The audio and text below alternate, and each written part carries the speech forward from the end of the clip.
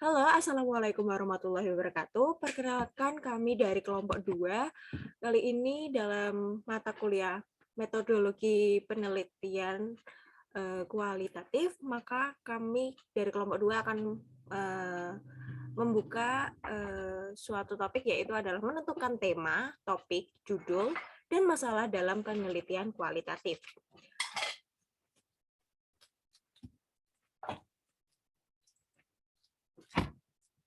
Sebelumnya, anggota kelompok kami itu terdiri dari 5 orang, yaitu adalah Anggita Ayu, Rana Indah Setiawati, Kofiani dan Nur Rahma, dengan saya Adina Islamihak, dan yang terakhir adalah Umar Aziz Albana. Baik, untuk materi yang pertama adalah pengertian dari tema, judul, dan masalah. Sebelumnya kita pernah tahu ya tentang tema, masalah, dan judul itu seperti apa dalam sebuah karya tulis. Dalam berdasarkan KBBI, tema adalah pokok pikiran, dasar cerita atau di setiap percakapan, dan sebagai istilahnya sebagai pondasi dari suatu karya tulis seperti itu. Lalu yang kedua adalah judul. Judul adalah nama atau kepala yang dipakai untuk suatu buku atau bab dalam buku yang dapat menyeratkan secara pendek atau isi dari maksud buku tersebut. Lalu sedangkan masalah menurut KBBI adalah sesuatu yang harus diselesaikan atau persoalan yang harus dipecahkan. Seperti itu. Baik, untuk menyingkatnya, kita langsung masuk ke materi yang pertama, yaitu menentukan tema yang akan dibawakan oleh Rana Indah. Silakan Rana Indah. Oke, terima kasih Kak Dina. Dan kali ini saya Rana Indah ingin memaparkan tentang menentukan tema, seperti itu. Kita tahu bahwa dalam tulis-menulis, tema itu sangat erat kaitannya dengan keberhasilan penulisan tersebut dalam atau di sini itu penelitian seperti itu. Kemudian tema itu adalah pondasi. Tanpa adanya pondasi yang bagus dan kuat, sebuah bangunan tentu tidak akan kokoh. Begitu juga sebuah penelitian.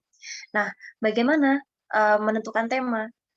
Ada 4 cara bagaimana kita menentukan tema dalam sebuah penelitian. Yang pertama itu menarik untuk peneliti, karena tanpa kita atau peneliti itu tertarik pada bidang kajian yang dia tempuh, itu pastinya tidak akan mendalam seperti itu. Dan yang kedua, bidang keahlian peneliti.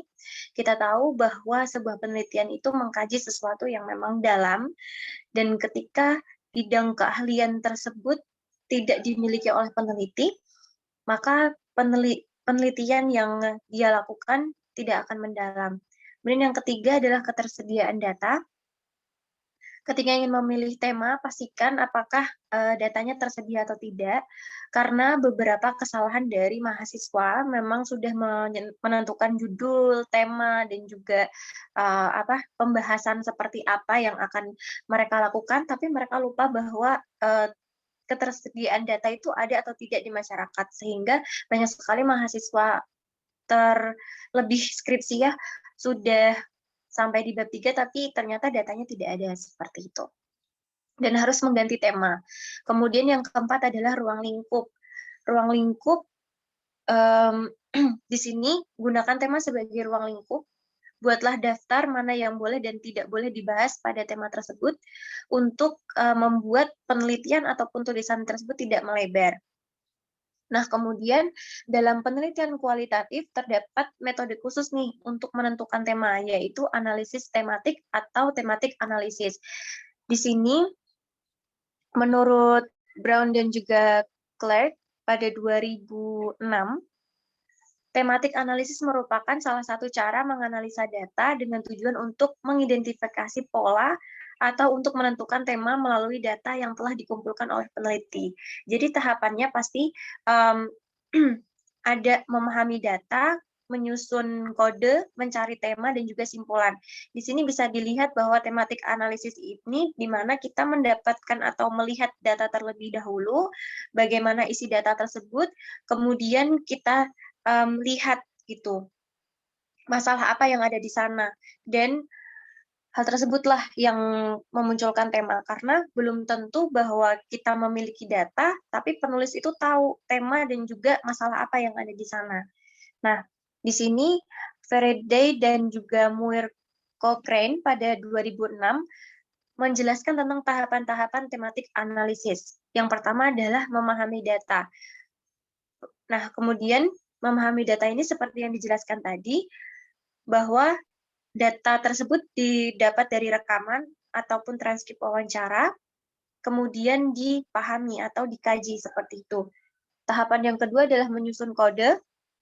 Di sini adalah bisa dibilang mengcoding seperti itu, ibarat pustakawan yang menentukan subjek dari judul buku atau pembaca yang berusaha menemukan pikiran utama sebuah paragraf. Dalam tahapan ini, peneliti harus menentukan data mana yang perlu dikode. Dan biasanya ini dikode semua seperti itu. Kemudian yang tahapan ketiga adalah mencari tema. Tema ini menggambarkan sesuatu yang penting yang ada di data terkait dengan rumusan masalah penelitian. Kemudian lebih lanjut disampaikan oleh Boyatsit pada 1998 bahwa tema ini menggambarkan pola dari fenomena yang diteliti atau pola dari data tersebut. Dan yang terakhir adalah simpulan. Jadi setelah tadi sudah dikode, kemudian sudah memahami data dan tema tersebut, akhirnya data-data tersebut akan dijadikan simpulan. Nah, simpulan itu yang akan menjadi pembahasan. Seperti itu. Saya kembalikan ke moderator. Baik, terima kasih atas pemaparannya, Mbak Rana. Yang selanjutnya adalah menentukan judul. Menentukan judul dari tema menuju ke judul itu harus relevan. Maka dari itu, silakan untuk Mbak Kofianida untuk memaparkan materinya. Baik, terima kasih. Saya akan menjelaskan tentang bagaimana cara menentukan judul. Setelah tema penelitian ditentukan, langkah berikutnya adalah menentukan judul penelitian. Judul penelitian harus jelas menggambarkan isi kegiatan penelitian yang akan dilaksanakan dan disusun dalam susunan kata yang padat. Berikut beberapa cara untuk menentukan sebuah judul dalam penelitian. Yang pertama, sesuaikan dengan tema penelitian. Judul sendiri diartikan sebagai kepala karangan dan diawali dengan penetapan masalah yang akan diangkat dalam penelitian tersebut. Yang kedua, tentukan permasalahan. Pokok permasalahan merupakan pangkal dari keseluruhan sistematika penyusunan proposal penelitian. Permasalahan tidak hanya akan menentukan judul yang tepat, tetapi juga sangat berpengaruh kepada tahapan dalam sistematika penyusunan. Lalu yang ketiga, tentukan ruang lingkup pembahasan. Ruang lingkup mencakup batasan-batasan suatu hal yang akan diteliti. Batasan-batasan inilah yang dapat menjadi salah satu cara menentukan judul proposal penelitian dengan lebih mudah dan tepat. Yang keempat, tentukan variabel. Misalnya variabel yang akan dibahas 4 variabel, cara membuat judul penelitian kualitatif menjadi titik singgung dari 4 variabel tersebut. Carilah kunci-kunci yang bisa menjalin 4 variabel tersebut. Yang kelima, tentukan sumber data yang diambil. Sumber data ini bisa berupa tempat di mana penelitian tersebut dilakukan, buku, hingga simbol atau bangunan. Yang keenam, judul harus netral. Judul penelitian harus netral dan didasarkan pada bentuk-bentuk permasalahan. Untuk bentuk permasalahan deskriptif yang bersifat estimasi. Dan yang terakhir, teks judul sederhana dan spesifik. Dalam penelitian harus ada pembatasan masalah dengan memperkecil jumlah variabel. Memperkecil jumlah subjek penelitian, mempersempit lingkup wilayah penelitian, menggunakan instrumen dengan memilih metode pengumpulan data yang lebih sederhana, menganalisis data dengan teknik yang tepat guna, dan menyusun laporannya sesingkat mungkin. Sekian dari saya, terima kasih. Saya kembalikan ke moderator. Baik, terima kasih untuk Kofianida atas pemaparan materinya tentang menentukan judul. Setelah kita menentukan judul, pasti kita harus menentukan apa yang harus dibahas. Maka yang harus dibahas itu adalah dari permasalahan-permasalahan tersebut. Pada kesempatan kali ini, silakan untuk Anggita Ayu untuk memaparkan materinya tentang menentukan suatu masalah. Oke, terima kasih Diana. Saya Anggita Ayu akan memaparkan tentang menentukan masalah. Nah, pada dasarnya masalah itu adalah suatu keadaan yang bersumber pada hubungan antara dua faktor atau lebih yang menghasilkan situasi atau menimbulkan tanda tanya sehingga memerlukan upaya untuk mencari jawabannya. Sebelum peneliti memutuskan untuk mengkaji suatu masalah dalam sebuah penelitian, terlebih dahulu patut mempertimbangkan baik dari segi objektif maupun subjektif.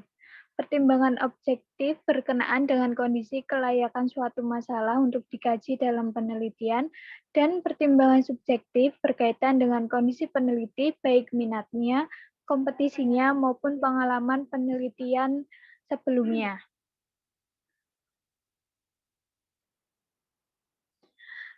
Selanjutnya, berbagai sumber masalah yang layak ditelusuri antara lain dapat disebutkan sebagai berikut. Yang pertama ada saran pembimbing, peneliti, atau pemberi dana. Yang kedua, melalui literatur.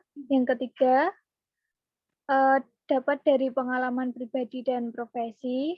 Yang keempat, penemuan secara kebetulan, dan yang terakhir ada pengamatan terhadap lingkungan. Sekian dari saya kembalikan ke moderator. Baik, terima kasih untuk Anggita Ayu.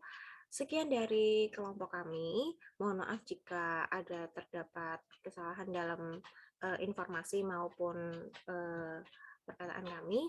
Untuk selanjutnya kita akan melanjutkan diskusi di kolom via Alena.